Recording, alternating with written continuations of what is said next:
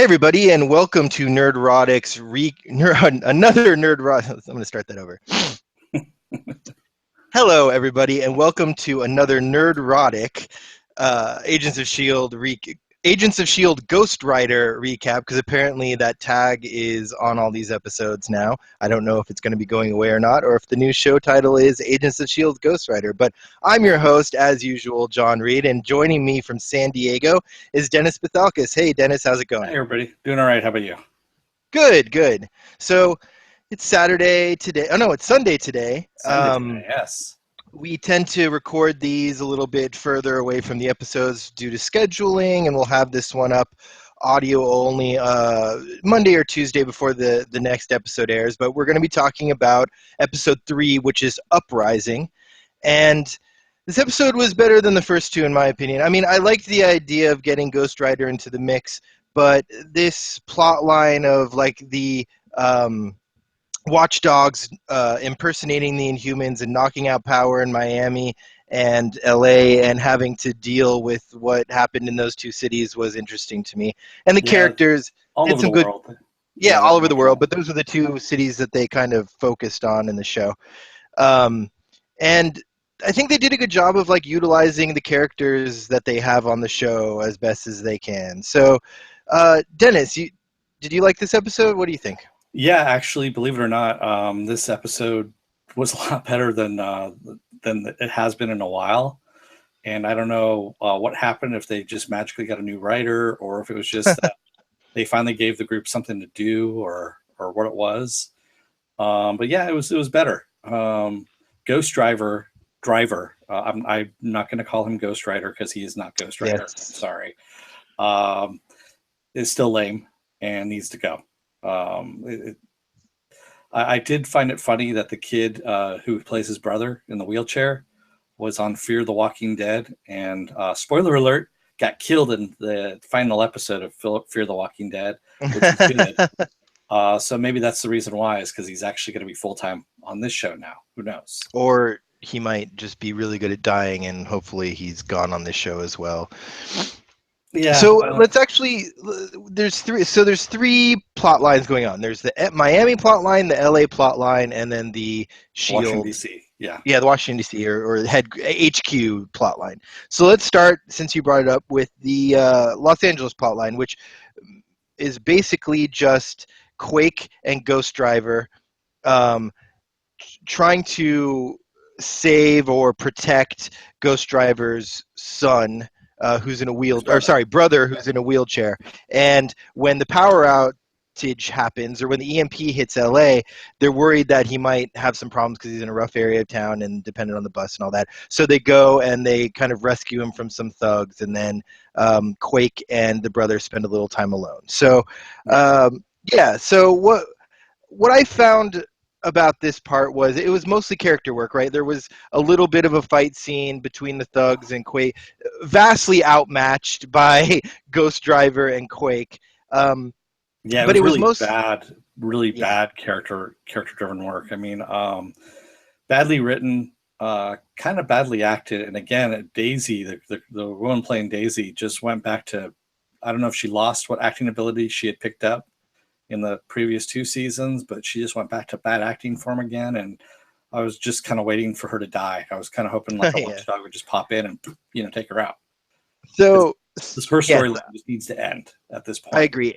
And you have a conversation after she ends up rescuing a thug takes a gun and puts it to Ghost Driver's brother's head, and Quake Daisy whatever uses her powers to stop him from doing that. So the brother realizes that she is Quake and basically says, "You're a bad influence. I don't want you hanging out with my brother anymore." Yeah, not What an realizing that he's a ungrateful ghost driver. little bastard. Yeah, yeah. I mean, this kid is he's awful. Like, He's really good at playing a character that you just want to have die right away. mhm. Especially on Fear the Walking Dead, you're rooting for him to die all the time. So when he finally does die, it was kind of like a cheer moment. It's like, yes, Yay. Yeah. Yeah, I mean, he was just like, he got saved by this woman, and he's basically like, I don't trust you to be around my brother. Little does he know his brother is sold his soul to the devil. So, like, I just don't. it seems like it's so predictable. Like this whole everything about this show is predictable, and that kid was just so annoying, so Yeah. annoying.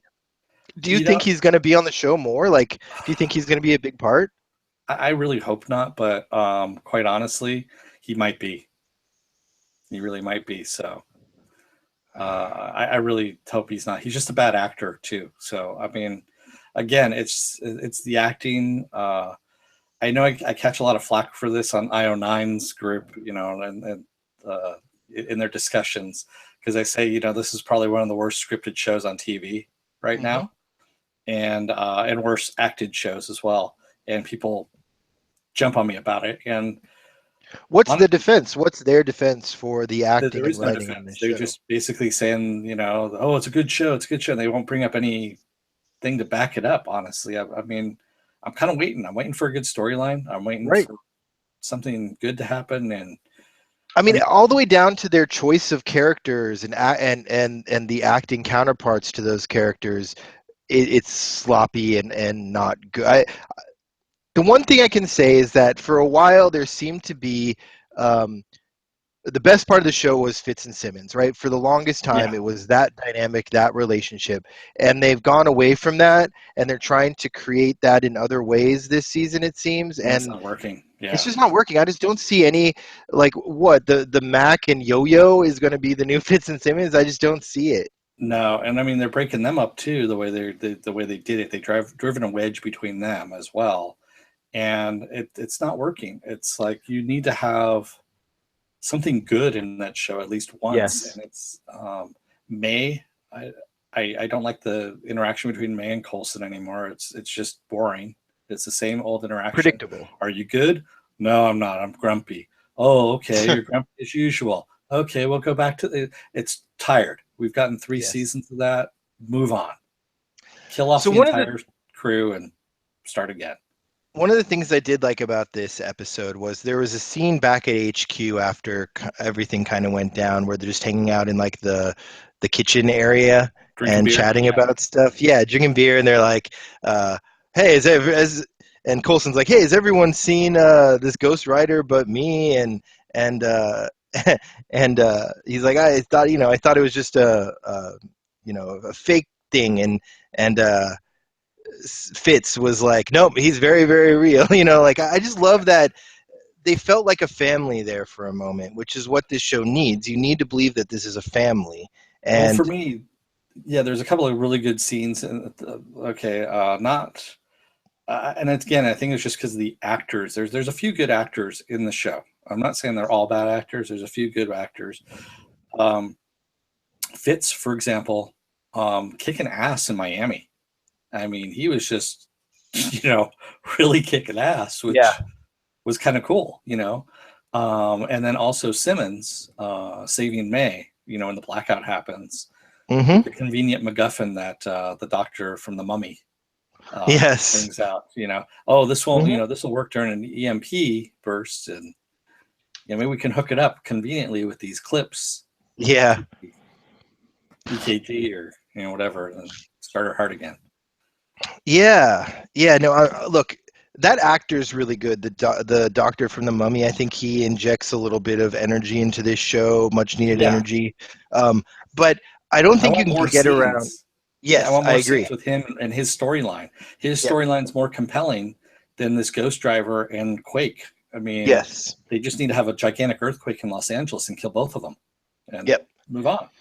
I think you I could keep get rid saying of that. Mac, Yo-Yo, Quake, Ghost Driver, and May on this show, and Start you'd again. be fine. Like, I Yeah. can't believe, like, when you think about shows like The Walking Dead, which is also kind of a lazily written show at times, right? But you can't name that many characters that you're like, okay, they're completely dispensable, right? Yeah. Like, the show would be better without all of these people. Like, there's usually one or two that you can be like, yeah, it would be better if maybe this guy weren't on it. But, like, the majority of the cast is what we're dealing with in Agents of Shield. Yeah. There's a Yeah. couple high points, Fitz and Simmons, the Doctor from The Mummy. I like the new director; he's interesting. Yeah. I think you could have Coulson; he has his moments, right? But other than that, there's not much that they're really working with. So then they have to maximize these smaller moments with these characters all the time. That's why we had a whole season built around Fitz and Simmons, and their relationship. So I don't know. The show needs to do a lot, but what they did do in this episode was, I think, maximize those little moments, especially with Fitz. He had a few little quips throughout it, and you have him saving the day when there's no power. You think of him as this gadgets guy, but he's using a slide rule and water and magnets to figure out where the EMP is. Like, they maximize their good characters in this episode pretty well. And also, let me just go into the science a little bit. An EMP, when it goes off, which is one burst, it basically destroys all electronic circuits. So there isn't anything like a reoccurring EMP that once it turns off, everything's going to come back online. So that was really... Is that because it blows its own circuit? Yeah, pretty much is what it does. It fries any electronics. So any car that, pretty much any car is going to fry. Any computers, you name it. They did it in, Ocean's 11 or 13 or something like that, where they had the 13, EMP. Yeah. Where they had the EMP that blacks out LA, and then the emergency power comes on because those are battery driven. Yep. That's what an EMP does. It actually blows out circuits. So, yeah, it's just kind of, that's my little nitpicky part for the science. So the Marvel science behind this wasn't quite on point tonight? It was just dumb. Yeah, it was really dumb. But, and there's another thing, too, I want to say. I'm going to do a little crossover here for one of our other shows, Ash versus Evil Dead, which episode 3 tonight had a possessed Delta, which is the car from Evil Dead, Ash's car, which looks scarier than Ghostrider's car. And actually, I was going, why didn't they use that for the model? Because that was freaking awesome. Yeah. I was actually scared of the Delta versus the Ghostrider. And I mean, all they did was they put some lights in and some flames. And the way they did the flames were awesome. So that's all I'm going to say. So go watch that and see if you let us know which one do you like better. You can tweet me at JohnReed16. Dennis is at DeForce. Let us know which car you enjoyed better, the Ash versus Evil Dead Mobile or the Ghostrider. The Delta or the Ghostrider? The Delta or the Charger. So I don't usually like, but actually liked a little bit this episode was Yo-Yo. I liked her storyline of being at this bachelorette party, and somehow the watchdogs got intel that she was there, so they were trying to, but they didn't know it was her. And she was kind of slyly like taking their guns away and stuff like that until she got caught. And there was this magician at the party who's just like, a magician you would see at the Magic Castle here in LA or whatever. Yeah. And everyone's signaling him out because he's making coin little umbrellas, drink umbrellas disappear and stuff. I liked Yo-Yo tonight more than I usually do. What did you think of that whole concept, that plot line? Yeah, I mean, and the whole thing with Mac, saying, "Oh, I don't like you because you were stealing drugs and giving them to Quake and blah blah blah," not telling. It's like, dude, get over it. He would do the same thing if it were for somebody that he cared about. Like if it were Hunter or Mockingbird, like he would be doing the exact same shit. Yeah, I know. It's hypocritical, and it's just, again, it's bad writing and not understanding your characters, or not having your character fleshed out in the Bible, the story Bible, correctly. Yeah. But as far as Yo-Yo is concerned, did you enjoy her? Yeah, I mean, again, it's a character that is okay, not fantastic, but is she a character from the comics, or is she created just for this? I honestly don't know. I think she's just created for this. Oh man, wouldn't it be better if we had like Quicksilver? Yeah, as long as we had the X-Men, Quicksilver, not the Age of Ultron Quicksilver. You really think the Age of Ultron Quicksilver would be worse than what we have in this show? As much as he wasn't great in that movie, I would still prefer him over half of this cast. Yeah, I guess. I mean, I don't know. He's a bad actor too, so I mean, he was great in Kick-Ass. He fit right in. Yes, he was. But that's all I'm gonna say. Where do you think the Mac Yo-Yo story is heading? What was that? Where do you think the Mac Yo-Yo story is heading? Hopefully it's heading towards an end, because it just keeps going around in circles. Do you think one of them's going to die? Um, Do you think the Possibly. minute that they finally get together, one of them is going to bite it, like in typical Joss Whedon form? Um, Probably not. Probably what's going to end up happening is Yo-Yo is going to go off to something, some other group or something like that, or Mac's going to Interesting. go off to some other group. Who knows? Kind of like what happened. So, are they bringing Hunter and Mockingbird back into now that that show has failed? Are they ever coming back to Agents of Shield, or am I just holding out hope for something that's never going to happen? You're probably holding out hope for something that's never going to happen. It might I happen don't in some, understand. but Like they liked them enough to spin off their own show, which then didn't get spun off, but they're not going to bring them back into the fold to rescue a show that's in dire need. I don't know if it's going to actually help. To tell you the truth, do you think it's going to help at this point bringing those in? I mean, it can't hurt. Um, yeah, I think it would help. I think that they were really fun. From the moment, I think Hunter was the best character this show has ever had, and I don't, Um, I don't know if it'll like be a magic bullet or whatever, but I think it couldn't hurt. yeah, I think what they need to do is they need to go.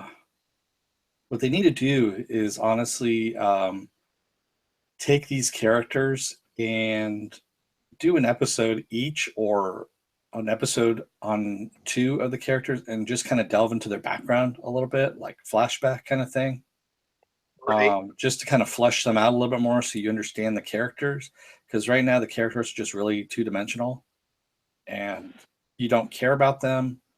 Right. Um, it's just they're boring. They really are. They're boring, and they're throwing them into these useless situations time and time again, and it's there's nothing invested in it at this point.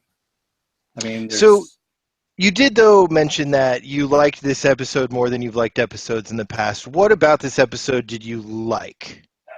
there's less bickering that was going on, less of the group sitting around on their ass, you know, bickering with each other.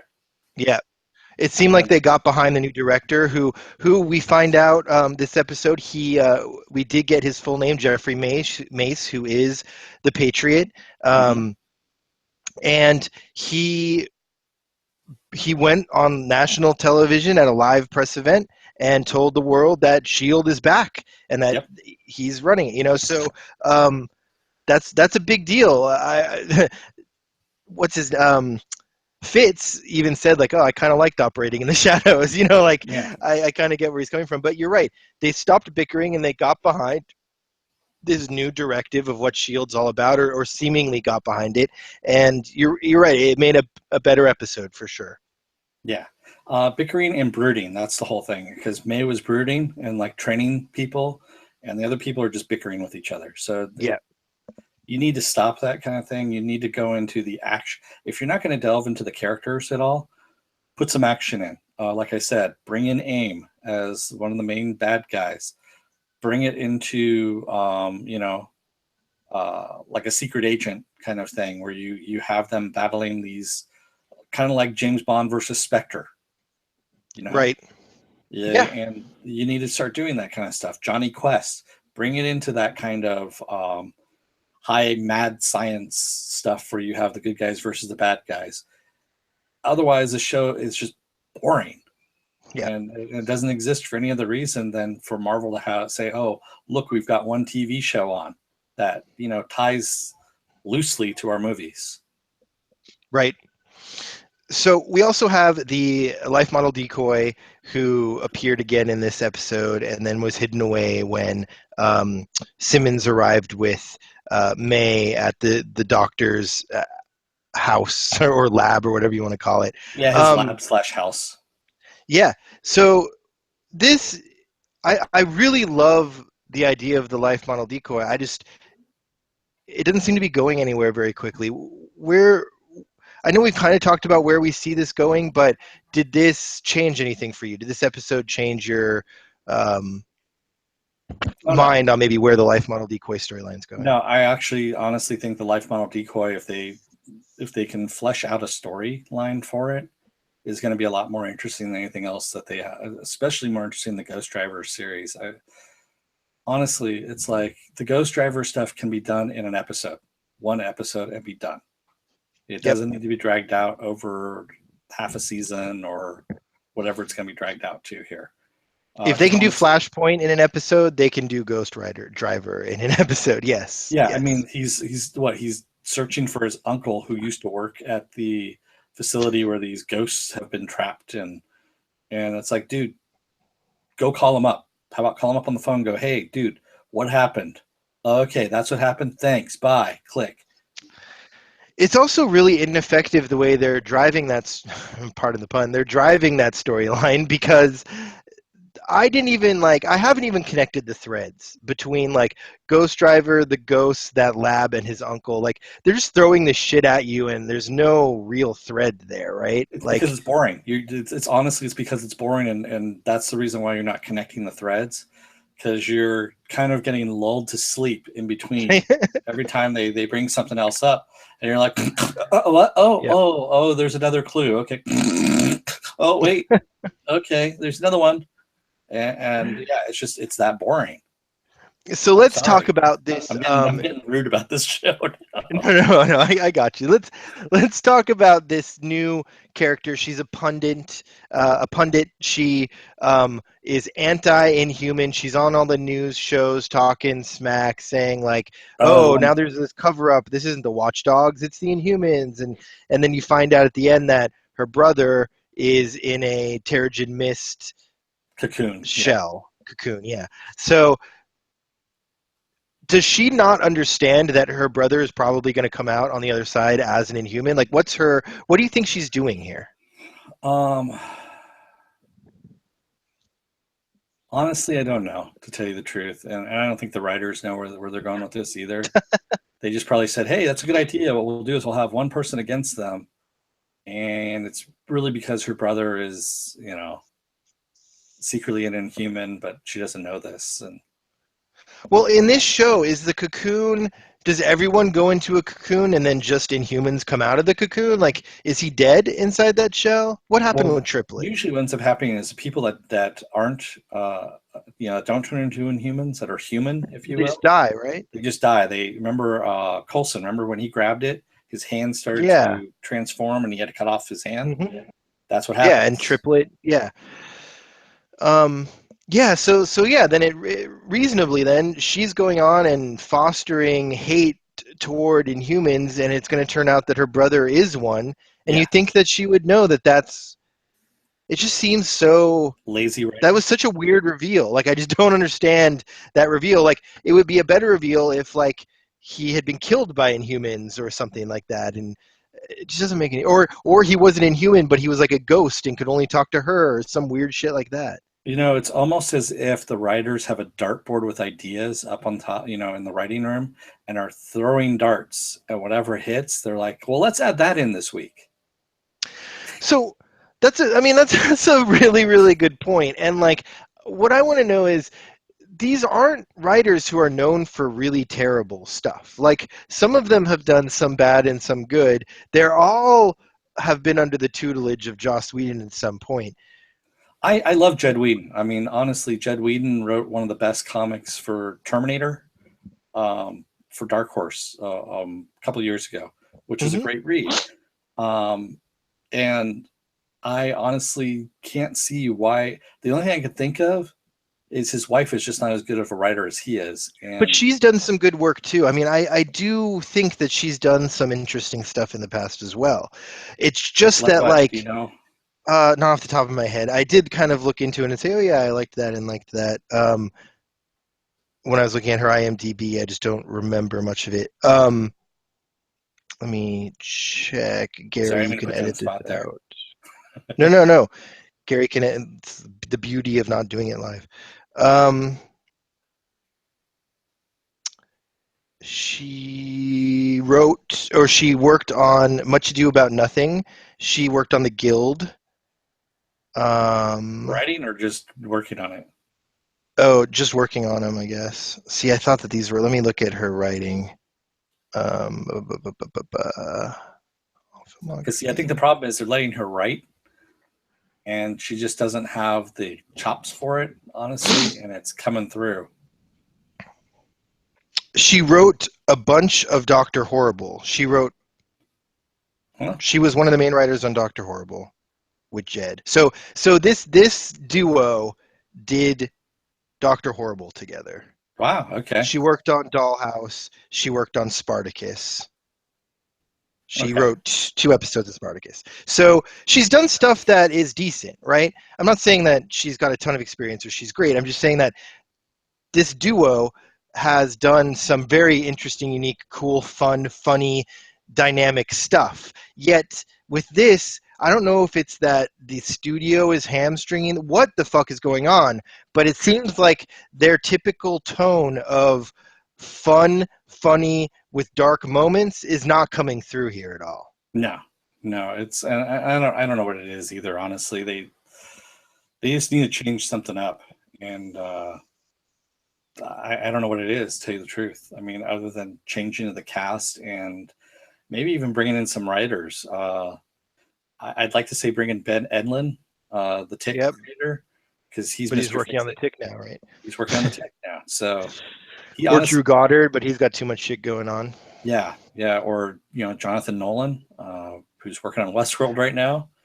Is David Fury working on anything? He was really good. Who was that again? He worked on Angel.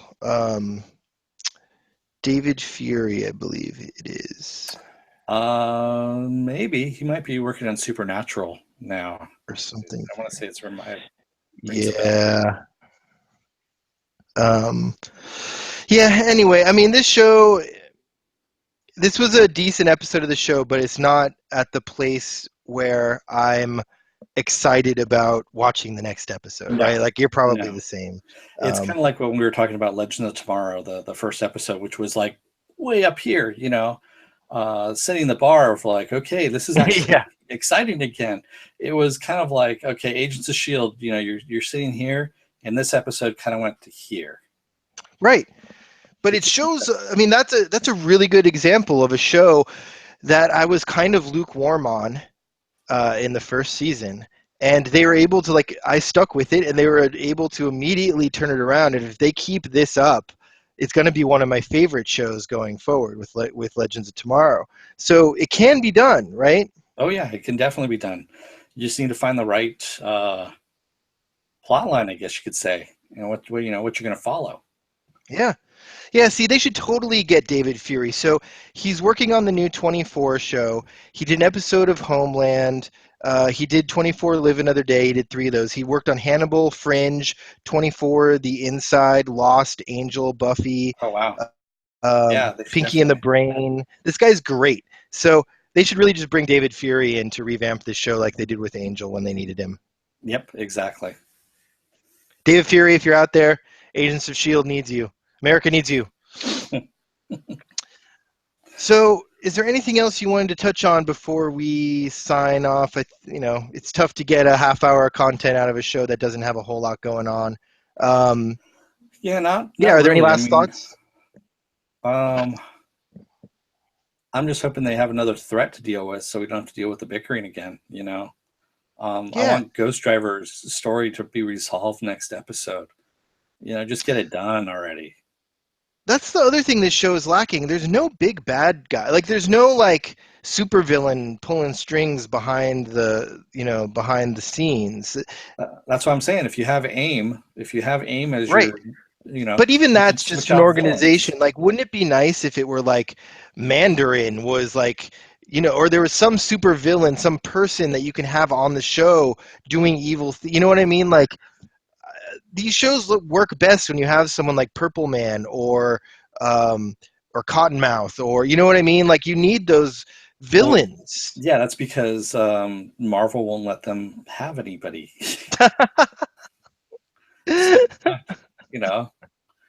And that's the reason why it sucks. They must be villainless for the season. Oh my god. Yeah, no, I never thought about that. This show has had a surprising lack of interesting villains. They're just very, very D-list villains that are very obscure. Or like villains that are working for some shadow organization. Like the shadow organization is the interesting thing. The henchmen villains aren't. And they really, I just feel like this show needs more than anything a charismatic bad guy. Yeah, That could really help a lot. Give yeah, us a charismatic bad guy. It's not Ghostrider, that's for sure. no, Um, so hopefully we get that, but we won't. And we'll be back to gripe about it next week. I just, it's tough to have. I don't like podcasts where we're just kind of bitching about everything. Quite honestly, like I like to joke around, and have fun, and this show is very hard to do that with because there's a so lot many of things to kind negative. of pick apart. Yeah, Yeah, and I wish they would give us just like give us a musical or so, like give us something that we can have fun with, that we can come on this podcast and not just rip into your work. I wish they would do that for us. Or Legends of Tomorrow. Like we had a lot of fun talking about Legends of Tomorrow, oh yeah, and I would just wish we could have something like that. And hopefully we can. We've had some scheduling things. Gary's been sick, and I really do want to do our TV roundup at some point where the three of us will talk about a few shows that we're watching that we're not covering regularly. There's a show out there, Timeless, which is not a great show, but it was fun. And actually, I'm digging it. It's 2 episodes in, and yeah, I kind of like the premise. There's a lot of gray area to it, which is good. It's not your yes, typical time travel no. thing. I mean, And it's network TV. Like it could be far worse. I don't think that it's the best show ever made, but I do think that it's a very entertaining and fun show. And that's all that I want Agents of Shield to be at this point. My expectations have gone so low. I just want a little entertainment. That's all. yeah, yep, Um, Anyway, so I think that's all we got here. We're going to have a full slate coming up this week. Dennis and I are going to be covering Supergirl, all the CW stuff, Supergirl, Flash, Arrow. Those will be day of at 9:15. Gary and Dennis will be talking about Ash versus Evil Dead either today or tomorrow. Hopefully, we'll get our TV roundtable up there soon. We're going to be leading into Walking Dead next Sunday, which we're going to have a live show after. Um, Am I missing anything? Oh, yeah, and Gary and Melissa will be talking Westworld later tonight. So yep, stick with us. Subscribe on iTunes. We're going to have um, some big news on some contests we're going to be trying to run with you guys coming up. So stay tuned, subscribe, listen to everything we have coming out, and leave your comments either on the Facebook page, Facebook / Nerdrotic Podcast. You can follow me on Twitter at JohnReed16. Dennis is at DeForce. right down here. Yep, divorce. So, yeah. So yeah, Any final words? I guess my final word is going to be: don't let the door hit your ass on the way out, America. Awesome, awesome, awesome, awesome, awesome, awesome. Bye. See ya.